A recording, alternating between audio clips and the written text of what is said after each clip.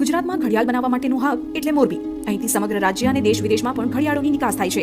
અહીં એક એવી કંપની છે જેની કાર્ય સફળતા પાછળ મહિલાઓનો હાથ છે. જો મહિલા સશક્તિકરણનું ઉત્તમ ઉદાહરણ જોવું હોય તો મોરબીમાં આવેલી અજંતા ઓરેવા કંપની બધા માપદંડોમાં અગ્રેસર છે. આ કંપનીમાં 7000 બહેનો કામ કરે છે. આ ક્લોક ફેક્ટરી મારા ફાધરે 1971 માં સ્ટાર્ટ કરેલી અને એ ટાઈમની અંદર આપણા સૌરાષ્ટ્ર એરિયામાં આપ જાણો છો કે સૌરાષ્ટ્ર છે એ હંમેશા વરસાદ ઓછો પડતો ને દુષ્કાળનો એરિયો હતો. એટલે 84-85 થી લઈ અને 90 સુધી સૌરાષ્ટ્રની અંદર 7-8 વર્ષ કન્ટિન્યુ વરસાદ બહુ ઓછા પડ્યા અને એક કચ્છના બોર્ડર ઉપર આપણું મોરબી હોવાથી એક આખો એરિયો એ બંજર અને ઉજળ થવા માંડ્યો. હવે જે વિલેજીસની અંદર જે લોકો પબ્લિક રહેતી હતી, જે લોકો રહેતા હતા, એ લોકો પોતાના રોજગાર અને ઢોર ઢાકર જે એમના બળદ ગાય અને જે હોય એના પહેલા કરવા માટે એ લોકો મોરબી છોડીને સાઉથ ગુજરાત અને મહારાષ્ટ્રમાં જ્યાં જ્યાં પાણી જે વિસ્તારોમાં હતા ત્યાં ઘાસચારો ને એ બધું કરવા માટે મેલ જે બધા હતા એ જતા રહ્યા. અમુક યંગ જનરેશનના જે લોકો હતા એ બધા સુરતની અંદર ડાયમંડ ઇન્ડસ્ટ્રીઝ આપણે જઈએ છીએ કે હીરા ઘસુ તરીકે ત્યાં જોબ કરવા માંડ્યા. હવે બાકી જે ઘરની અંદર ફેમિલીમાં ફિમેલ મેમ્બરો હતી, જે દીકરીઓ હોય, વહુ હોય કે એની બહેનો હોય, એ લોકો ત્યાં ત્યાં એના ગામમાં હતા. હવે એ ટાઈમમાં મારા ફાધર ઓધુજીભાઈ છે એમનો એવો વિચાર આવ્યો કે જે લોકો મેલ જતા રહ્યા છે તો ધીરે ધીરે એ લોકો અહીંથી હિજરત કરી જશે પોતાનું ગામ છોડીને જ્યાં એમને રોજગાર મળે છે ત્યાં. તો કેમ નહીં આપણે આ બહેનોને ઘરે બેઠા કોઈ એવો આપણે રોજગાર આપીએ જેથી કરીને એની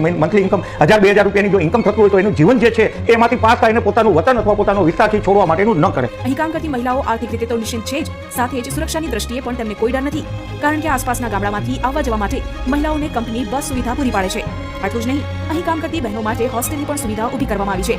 ઉપરાંત તેમને સ્કિલ ડેવલપમેન્ટના કોર્સનું પણ જ્ઞાન આપવામાં આવે છે. દરેક બહેનોને રાત્રે, કારણ કે એ લોકો એ ટાઈમમાં હોસ્ટેલની અંદર મૂકવું કે ક્યાંય નાઇટ હોલ્ડ કરવો એ સામાજિક એ લોકોને એવું ન લાગતું, એટલે અમે લોકો એક બસ ચાલુ કરી અને 100 કિલોમીટરના એરિયામાંથી દરેક બહેનોને અમે લોકો સવારે ફેક્ટરીમાં લઈ આવી અને સાંજે એમની ઘર ઉપર છોડી દેતા. અને એ રીતે ધીરે ધીરે આ વસ્તુ વધતા વધતા એક ટાઈમે 110 થી 115 બસોની આસપાસ અમે અજંતા ગ્રુપ ઓફ કંપનીમાં આ રીતે અમે મહિલાઓને લઈ આવતા અને છોડી આવતા. એક બસમાં અંદાજે 50 થી 60 બહેનો આવતી અને ધીરે ધીરે તો એ સ્કેલ સુધી અમે જતા રહ્યા કે અમારી બસીસની જે ડ્રાઈવર હતી એ બી મહિલાઓ, લેડીઝને અમે લોકો ડ્રાઇવિંગ લાયસન્સ અને એ ટાઈપનું પેલું કરીને ચાલુ કરવા માંડ્યા. અને ફેક્ટરીના 100% વર્ક આપણે એમ કહીએ તો આ મહિલા કામદારો પાસેથી અમે લોકો લેતા. અમે પાછી એક સેકન્ડ સિસ્ટમ એવી ઊભી કરી કે એ જ મહિલાઓ, જે દીકરીઓ છે કે જે છોકરીઓ છે, એ દીકરીઓને રહેવા માટેની અમારી ફેક્ટરીની અંદર જ અમે હોસ્ટેલની એક ફેસિલિટી ઊભી કરી. આપણે જે રીતે એજ્યુકેશન માટે દીકરીઓ જાય અને કોલેજમાં રહેતી હોય ને હોસ્ટેલમાં જે રીતે રહેતી હોય એ રીતે રહેવા માટેનું એક ઇન્ફ્રાસ્ટ્રક્ચર અમે આખું ઊભું કર્યું. અમારી કચ્છ સામખિયાળી ફેક્ટરીમાં 2500 બહેનો એક જ કોમ્પ્લેક્સમાં, એક જ બિલ્ડિંગની અંદર રહી શકે. એક બહેનોને એક રૂમની અંદર 4 પલંગ હોય, 4 બહેનો રહી શકે. એના ટોયલેટ બાથરૂમની સાથે, એના લોકર સાથેની બધી વ્યવસ્થા, એની કિચન, એનામાં જે એન્ટરટેનમેન્ટ કરવા માટેનું જે કંઈ પણ પેલું હોય એ. અને ફેક્ટરીનું વર્કિંગ અવર પૂરું થયા પછી એ લોકોને જે જીવન જીવવા માટેનું ક્યારે એવી જરૂરિયાત પડે